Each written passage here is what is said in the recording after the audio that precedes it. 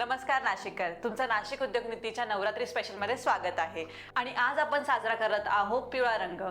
पिवळा रंग हा दर्शवतो आनंद आणि उत्साह. आणि आजच्या ज्या आपल्या गेस्ट आहेत अँकर शलाका, जे नेहमी असेच आनंदी आणि उत्साहात असतात.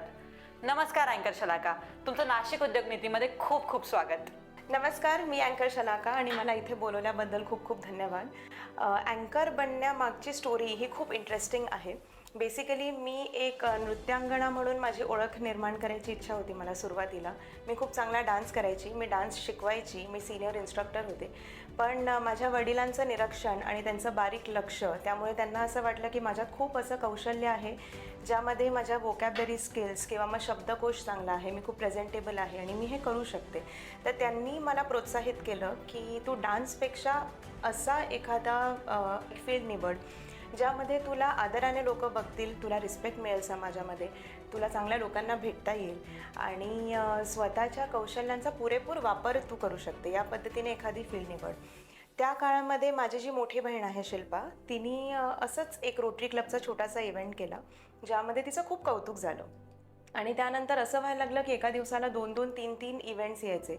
सो तिचं असं म्हणणं होतं की तो डान्स सोडून या क्षेत्रात का नाही येत.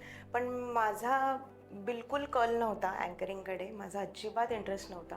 आणि अँकरिंग म्हटलं म्हणजे मला थरकाप व्हायचा की लोकांसमोर उभं राहायचं आणि माईक घेऊन एवढं बोलायचं, तो घाम फुटायचा लोकांना बघून. तर मी रडायची, मी रडत रडत व्हेन्यूजवर गेली आहे.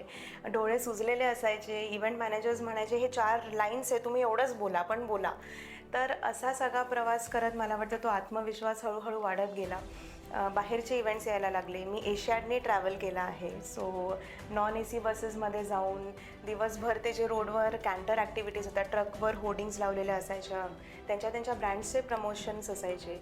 500 रुपये पूर्ण दिवस उभं राहून मला मिळायचे फक्त. म्हणजे सकाळी 8 वाजेपासून रात्री 10 वाजेपर्यंत लोकांची नावं लिहायची आणि लोकांना गोळा करायचं, त्यांना ब्रँडची इन्फॉर्मेशन द्यायची, गेम्स खेळायचे. हे सगळं पण मी केलं आहे. सो मला वाटतं की रूटपासनं जेव्हा तुम्ही स्वतःला घडवतात तर आपण खूप वेगळ्या प्रकारचं एक व्यक्तिमत्व स्वतःमध्ये निर्माण करू शकतो.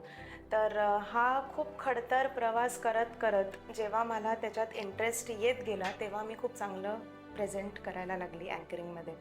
सो आता I think I am very happy. खूप छान वाटतं ज्या स्तरावर मी आहे. मी सगळं श्रेय माझ्या वडिलांना आणि माझ्या बहिणीला देते की त्यांनी मला तो मार्ग दाखवला आणि त्या मार्गावर मी आज आहे. तुम्हाला तुमच्या फील्डमध्ये आत्तापर्यंत किती वर्षाचा एक्सपिरियन्स आहे? मला आता ऑलमोस्ट 17 वर्ष झाली आहेत अँकरिंग या फील्डमध्ये. कारण मी जेव्हा फर्स्ट इयरला होते तर मी अभ्यास पण करायचे. म्हणजे दिवसभर माझा हाफ डे कॉलेजमध्ये जायचा and my half day use to go पूर्ण ते सगळं मॅनेज करण्यामध्ये आणि इव्हेंट्स करण्यामध्ये. सो 17 वर्ष प्लस मी आता या फील्डमध्ये आहे.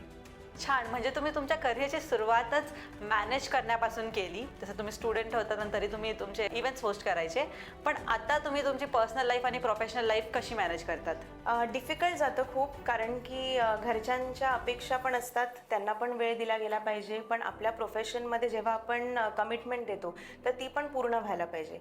क्लायंटच्या ज्या अपेक्षा असतात त्या पूर्ण करणं पण महत्त्वाचं असतं, घरच्यांच्या पण करणं असतं. त्यामुळे मी काम थोडंसं डिस्ट्रीब्यूट करून त्या पद्धतीने पुढे जाते. स्त्रियांमध्ये एक असतं की सगळं मीच केलं पाहिजे, पण आय थिंक हे चुकीचं आहे. सगळं स्वतः करण्यापेक्षा जेव्हा तुम्ही कामं डिस्ट्रीब्यूट करतात तेव्हा त्या अजून चांगल्या पद्धतीने होऊ शकतात आणि वेळेच्या आत त्या चांगल्यारीत्या होऊ शकतात. सो मी ते डिस्ट्रीब्यूट करून बरोबर वेळ मॅनेज करून सगळ्यांना वेळ देत आजपर्यंत इथपर्यंत आली आणि कोणाला नाराज केलं नाही आहे या पूर्ण प्रोसेसमध्ये. तुमच्या कामामधला तुमचा सगळ्यात आवडता भाग कोणता आहे? आवडता मग सगळंच आवडतं मला सूत्रसंचालनाबद्दल. बट 2 खूप स्पेसिफिक गोष्टी आहेत. एक तर आयुष्यभरासाठी तुम्ही एखाद्याला एक खूप सुंदर आठवण देऊन जाणं, हा एक सुंदर भाग आहे त्यातला. कारण की फक्त 2-3 तास त्या ठिकाणी जाऊन परफॉर्म करणं हा माझा कधीच विचार नसतो. त्या फॅमिलीसाठी किंवा त्या आयोजकासाठी, त्या प्रेक्षकांसाठी तो इव्हेंट एकदाच होणार असतो. आणि तो आपण किती प्रभावी बनवू शकतो हे आपल्यावर असतं. त्यांना ती आठवण देणं किंवा त्या मेमरीज देणं आयुष्यभरासाठी ही सर्वात मोठी भेट आहे असं मला वाटतं आणि ते मी देऊ शकते आणि देत आली आहे. सो खूपदा असं होतं की मला खूप लोकं भेटतात खूप वर्षांनंतर म्हणतात, मॅडम तुम्हाला आठवलं का तुम्ही मला या इव्हेंटमध्ये असं कॉम्प्लिमेंट केलं होतं. मला नाही आठवत, पण मला ते ऐकून खूप बरं वाटतं की तो क्षण अजून पण त्यांच्या हृदयाजवळ आहे आणि तुम्ही तेव्हा त्यांना दिला होता. सो आय थिंक हा एक भाग खूप आवडतो. आणि दुसरं म्हणजे तुम्ही खूप प्रभावशाली व्यक्तिमत्वांसोबत संवाद साधू शकतात. मग ते राजकीय असो, शेती बागायतदार असो, डॉक्टर्स असतील, सेलिब्रिटीज असतील, बॉलिवूड सेलिब्रिटीज असतील, हॉलिवूड सेलिब्रिटीज असतील.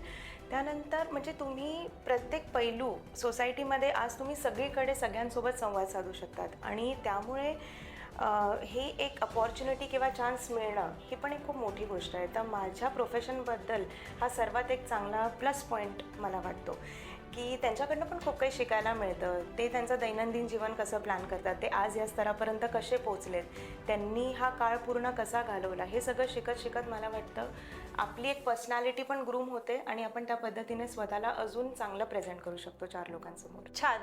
म्हणजे हे सगळे तुमचे आवडते भाग होते, पण तुमचा अँकरिंगचा पहिला दिवस कसा होता? खूपच वाईट होता ऑनेस्टली. कारण की कसं असतं, आपण जेव्हा मेंटली प्रिपेअर्ड नसतो एखाद्या गोष्टीसाठी तेव्हा आपण त्या गोष्टीला तेवढं एक्झिक्यूट नाही करू शकत. मनापासून आलेली एखादी गोष्ट जर तुम्हाला करायला सांगितली तर ती तुम्ही खूप छानरित्या डेलिव्हर करू शकतात.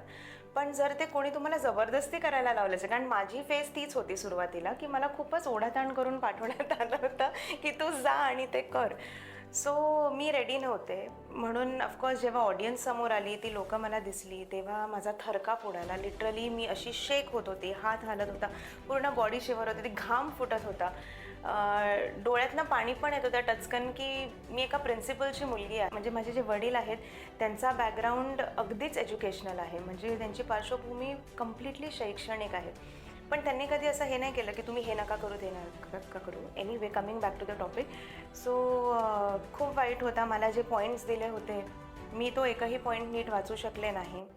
त्यात तो ऑडियन्स पण बदलून गेला, कारण की ते प्रचार होतं.